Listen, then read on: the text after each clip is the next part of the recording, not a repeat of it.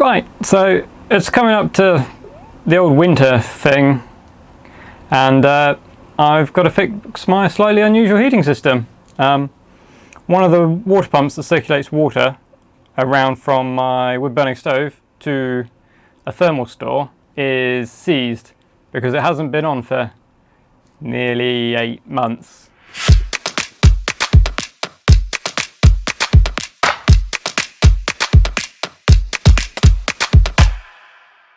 So what we're going to do is we're going to unplug it and seal the water in the system off from it, and then we're going to take it apart and free up the impeller so that it can actually turn again.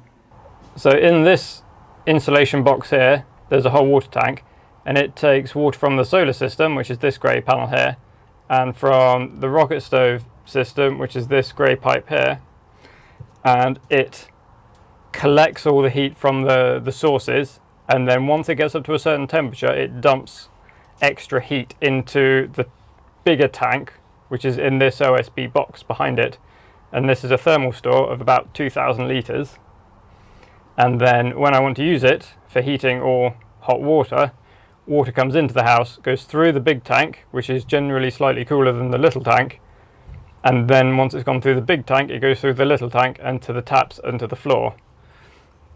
And we just need to fix one of the circulation pumps. And this job could be relevant to anybody that has a heating system in their house. So let's go and have a look at the pump. It's a little cramped in there, so we might end up with some very close-up shots. And we're going to turn more lights on. This one, that. So over here, there's this pump. Okay, so this is the whole water tank. This is the circulatory pump we've used before. Sometimes hitting it helps and has got it going before, but it hasn't this time.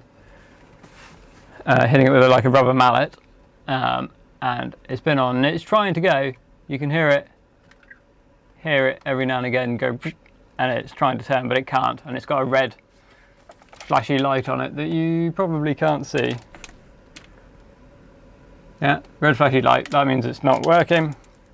And so what we need to do is we need to seal this valve off here and the one behind it, and then we need to take the pump body off and play with the impeller that's inside this area here. This is just a little ball valve. These valves for some reason never seem to stop water coming out of them, and so it takes a couple of days once you've done this job to stop the water flow again after it's been out. It just blocks itself up, but initially they don't seem to like being operated, which is a poor feature for a ball valve. Okay, so in theory that's the water cut off, so it can't flow out this way and it can't flow out this way.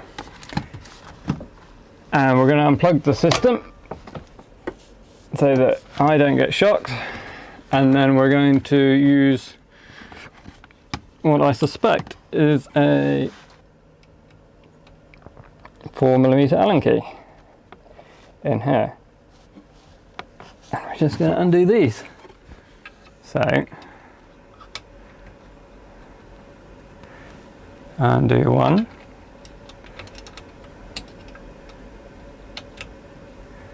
These Allen keys with the little ball on the end is really helpful for this job because you can have them in at an angle.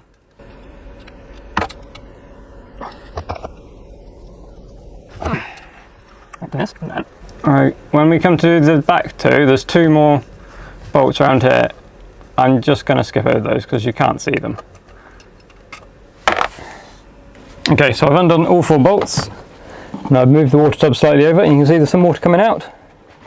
And then if we take this off, there should be a little bit of water come out, but not masses. There we go. Get rid of the water. Take the pump out. And its power lead. Got a really long power lead on it because it used to go further.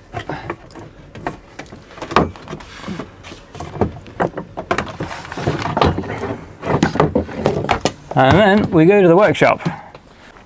Okay, so in theory, this bit here should turn reasonably easily.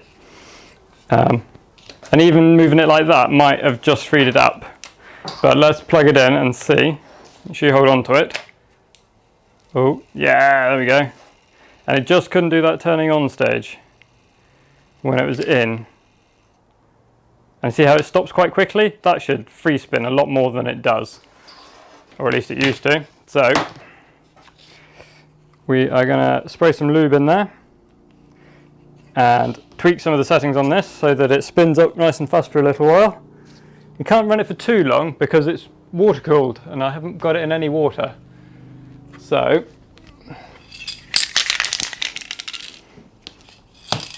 we've got some PTFE spray, got some silicone lubricant, which should be fine. So let's turn this on again. So it started up a lot easier that time. So what we're going to do,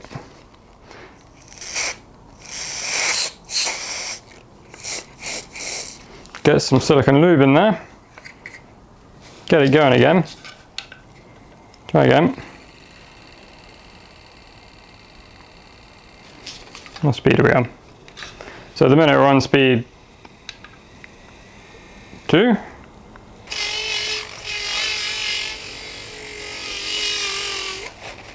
Much harder. Also, I don't know if you can tell, this is much quieter than when we first started it. It's really simple. It's just take out the 4 bolts and just free it up like that and then put it back together. And it's a really simple task, but it could save you a bit of money from having to call a plumber out. So, now it's freed, let's go and put it back in. Okay, so I didn't quite close this valve off properly, and while I was in the workshop, a bit of water escaped. But it's fine. And what we're going to do is we're just going to pop the pump back in. Same way it came out, which is this way. Make sure there's no debris in here when you do this. I've already done that. And then you just want to make sure that it slots in nice and gently like this. What you can do is, while you've got it in there, and just hold it in, is just turn it on. Whoops. And make sure it spins in the casing, so make sure it's not fouling on anything. And that did that. So that's fine. And now all we have to do is put these 4 little bolts back in. So you want to pull these screws in just loosely. Get them all tightened down to the point where it's hard to turn at the top, but then get your Allen key and then put the long or the short end in and tweak it up until they're quite firm as well. And because of the longer lever, you get much more force into it. It's important you do this, otherwise you might end up with leaks in your water pump. Okay, and once you've done that, now this shouldn't really leak, but I know for a fact that this will seal itself up in a couple of days, and so it's going to leak for a little bit after turning it back on. But that just seems to be how it is. It's only a very slow drip and the system is self-priming, so it's not a risk of draining the entire system. Cool, now the system's all back on, it's worth testing to make sure it comes back on without any warnings. Click the switch, gonna make some noise. And then it's all back on, ready to go. Ready for another winter's use. If you like this video and want to see me fixing more things, then please remember to subscribe. I do lots of other random things on the channel, and if you want to help me grow on YouTube, then remember to hit the like button as well, please. And I will see you next week.